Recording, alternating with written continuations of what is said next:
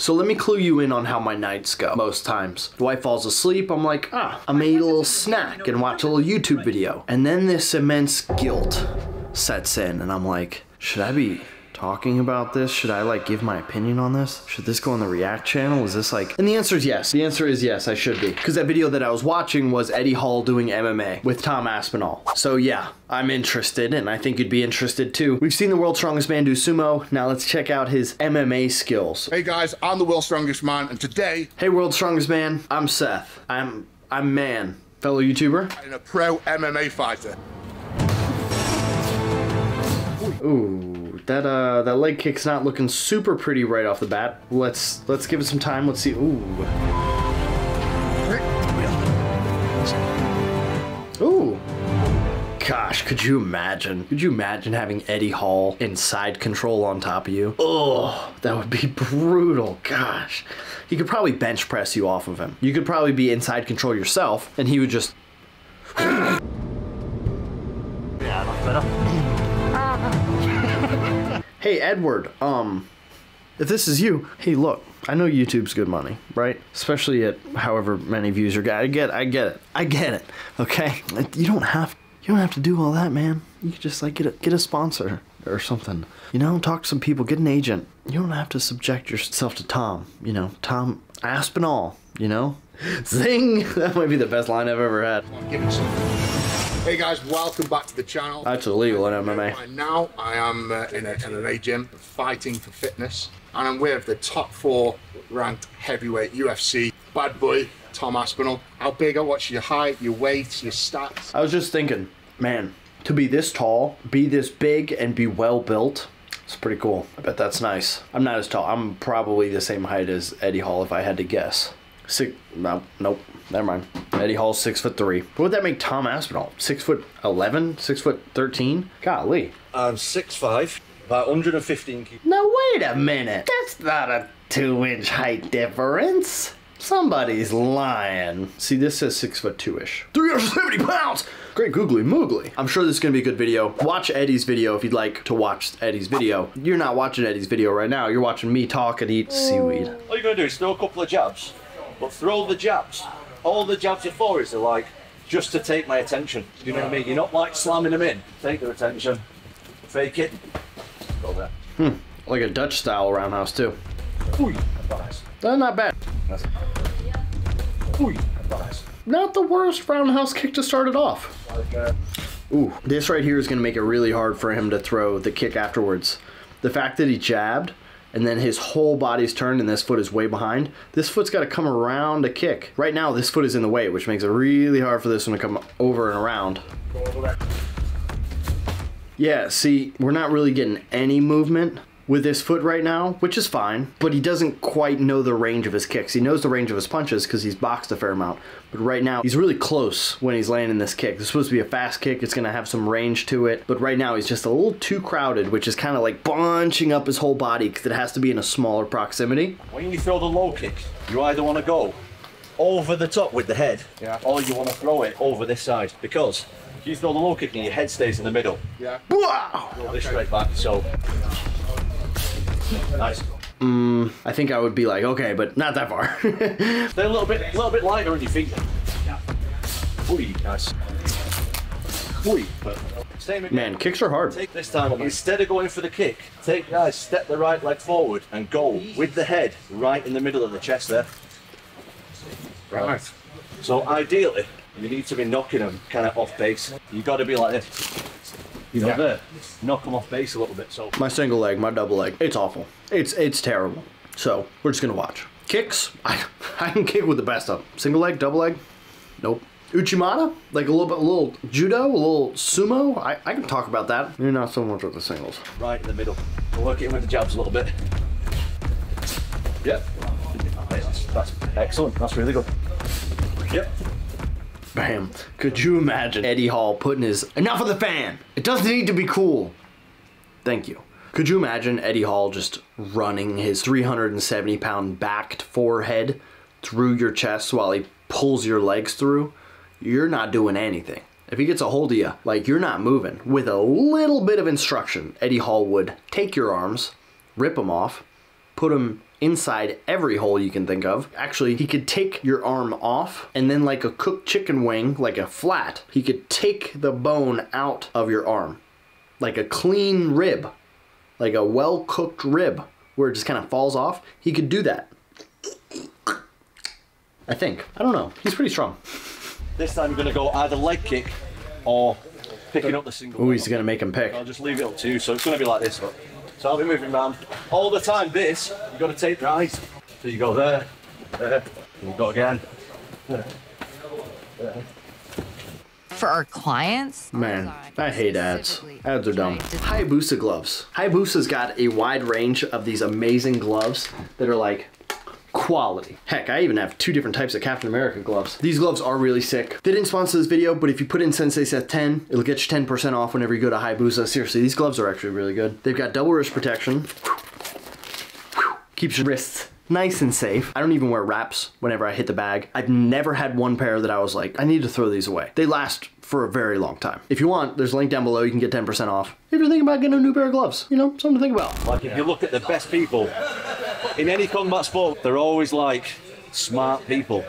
And they're always like a step ahead mentally of their opponent. So that's what you want to do. You never want your opponent to know what's coming. Yeah. I can understand why he said to put his head off and to the side. I think it's not helping Eddie right now. I think because he's got so much mass, first off. But second, because he's really committing to put his head over here before he really understands the mechanics of the kick, it seems like. That it's kind of like hindering. See how it's like, after the kick? A lot of guys you'll see when they land this kick, they don't land the kick and then step through and keep going in this direction. They'll be here, ignore my shorts, okay? I actually kind of really like my shorts, to be honest, but the combos, you know, a lot. But they'll land this kick and then they'll ricochet this leg back and bring it back to them. So it'll be like a and then it'll come back this way rather than going through, which he's trying to do. How hard, how bad are those leg kicks when they're... Especially being a big guy, it's like taking a baseball bat to the leg. Honestly, it is so painful. I've taken a baseball bat to the leg before. In fact, a baseball bat's taken my leg to the bat. You should see the other guy. The correct technique, all shin. Yeah? To thigh just above your knee. Go on. Ooh, you see what I'm talking about though? Oh. Man, Kids got bony shins. Elbows, shins. Like, you wouldn't expect it to hurt worse, but sometimes it does, honestly. But he actually did the thing I was talking about where you throw that Thai-style roundhouse kick where you kind of go off the center line a bit more, you lean your body over a bit more, you come up to down with the kick, and then he brought it back to him. He steps off, his head goes away, wow, he kicks. He uses this point here to go kick, rebound, and bring it back to this spot right here. Couldn't imagine you doing that. Try it. No. 30-40%. 35%? That's only 40%. Do you want me to go a bit more? No. Go on, I'll go like a bit harder. You can just feel that kind of sink in. Ooh, ooh. Look at this, love this. See, this is such a good kick. We got a plant foot, using it to drive and pull, hips behind, momentum going forwards. So like you can see his body is going like this. And from this position, we should see his body go even more forwards and more this way because this foot is pulling him in this direction. This leg is whipping around in a chambered position, then is gonna extend right upon impact where it's like bang, and it extends at the very end. And then what's gonna happen is he's gonna use this stop, this hard stop that a leg gives you. He's gonna use it. Bow, he even gave a little extra hip at the end. Look at this. Boom, kick lands here. And now I bet his hip goes forwards even a little bit more at the end. Okay, so actually never mind. I was wrong. But what we have here is still hip movement. Watch it. It activates and pulls the foot back to now be prepared to get back into that fighting stance and keep fighting. That's through a mat. Like what? Those things are thick too. Yeah. I didn't. Still nearly broke my leg. Off now. I like Eddie Hall. I feel like Eddie Hall's a pretty good guy. I don't know him, obviously, but I feel like he's a good dude. We kind of like navigate in the same space where like I do things to have, I guess, maybe more a feel of like what the average Joe is like when they go to their first judo class, Whereas, you know, he goes from a different angle. He goes from the angle of, like, he's the strongest man. But still, we go down different avenues, and it's cool to see other people do this. Do some floor stuff. Right, things are getting serious now. Some floor stuff. Things are getting serious when the Velcro breaks out. You start on top of me. When I get you off, we'll restart with you back on top of me. So we'll have a few goals of that. Yeah. And then we'll switch it over. Interesting. I wonder how difficult it's going to be for Tom Aspinall to keep him on top. Or to... So, like we're in a proper tussle then. Yeah. Okay. Okay. Woof. That's a whole lot of bench press action happening there. There you go. But now from here. Swoop, he slips. He gets onto the knee. A classic mistake there. And to be honest, you'll probably get away with it. This is a really good lesson that he's getting. I'd be willing to bet he can walk away from this. It's not too crazy. It's not too complicated. It's pretty basic. He's going through transitions. I'd be willing to bet that Eddie Hall, it'd be pretty easy for him to replicate this. When you get this under up, Look, see how he's already on one hip. basically, I'm going to really struggle to get you off using my left arm. Grow up. Grow up. Like that. Yeah. If you're fighting back against me, Yeah. so what I need to do is turn my hand, so I'm using the back of my hand on your lower back and lift. And then I just move my body. Yeah, This would be called like a front headlock position. Yeah. So it works a few different ways. You can either get both arms in, Yeah. you can get one arm in, or you can get no arms in. Right. Generally speaking, one arm in is a little bit better because you've got more options from there. From this grip, like I say, if I go straight there, you're going to start defending straight away. Yeah. It's obvious what I'm going to do. Yeah. And if I've got you like this, especially if I'm squeezing it tight, Yeah. what I'm going to do then is I'm going to slide the top arm across your throat this way. And now this is a technique mainly for heavyweights. I was gonna say, this sucks. I hate being in front headlock choke. It just sucks. It's like all trachea. It's just all just... And your head's getting pressed down. And like you mentioned, smaller guys don't do this as much. So it's some big son of a gun. Just freaking torquing it up. It's just not a good time. Because it's a forearm too. It's not like the sides, the muscles are squeezing against. It's just a forearm to your windpipe. Yeah. And now I'm going to go the centre of my chest, so like my sternum on the back of your head. And I'm going to sprawl my weight down and pull up.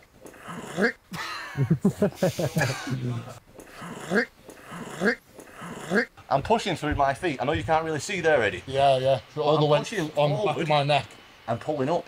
Yeah, no, that sucks. I hate this position. This is like my least favorite position to be in. Something tells me Eddie's going to be really nice with this. Let's see. Yeah. And then put your sternum on the back of my head. Sprawl and push forward with your feet. Pull up. Yeah, like and that. then pull up. You can do it hard. Don't be scared. Do it hard. Yeah, that's You don't sound like a frog. They got to get new mats. Okay. Either there's a frog in that room or they got to get new mats. What is the main difference here? Seems like he's pushing into his actual back rather than pushing his hips through. So he's like, his upper body is kind of like going like this rather than his hips coming up. Is what it seems like is the main difference. well better. Way better. You made Tom Aspinall tap. Oh, yeah. Tap me. Camera. That's it. Number 3, UFC rank. Number 3. Just let me know. Let me know already.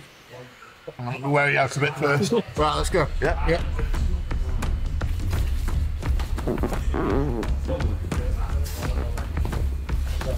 Jiu-jitsu, man. Jiu-jitsu's weird. Great. Just put an elbow in my throat and it was like opened up. Not Hey, gonna you know what? It's just that at the minute, you don't understand basic body positioning. Yeah. And that'll take like a few months to be able to get that feel to... Yeah. But I'll talk you through it in a minute. Let's go. What? Interesting. So if he can manage to pin his shoulders down to the ground, which looks like he's trying a little bit harder too, you can't even see his head. He's burying down deep in here. If he can keep his knee inside of this little butt crevice here, let's see what he does. The first thing he's going to try and do is get his knee inside and then put it here. Like I mentioned, he wants to keep his knee in that butt crevice. He's going to want to bring it out and then slide it through. You see he used his hand there to do that? I'm talking like I know jiu-jitsu. I'm a white belt, okay? I'm a white belt with 3 stripes. But this is like stuff that is like basic side control, escape. Slipped again. Ah, he slipped. Oh yeah, this scene. Oh, he's got a GoPro here. Right, now, though. You can't do his new move.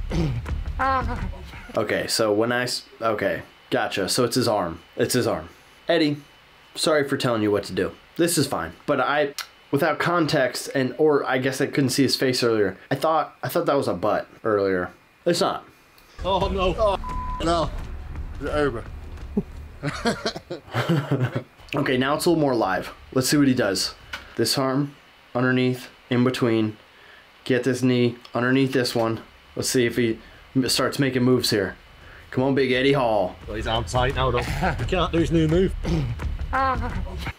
All right, that was the world's strongest man beating up Tom Aspinall. It was very nice of Eddie Hall to give Tom Aspinall a lesson in fighting. Overall, it was fun. I felt like I learned a little something, a little bit of what they call jiu-jitsu. I think it's a new thing. It's all the craze from what I understand. And yeah, come back next time and we'll be watching Eddie Hall do whatever he does next. Thanks for watching. Peace.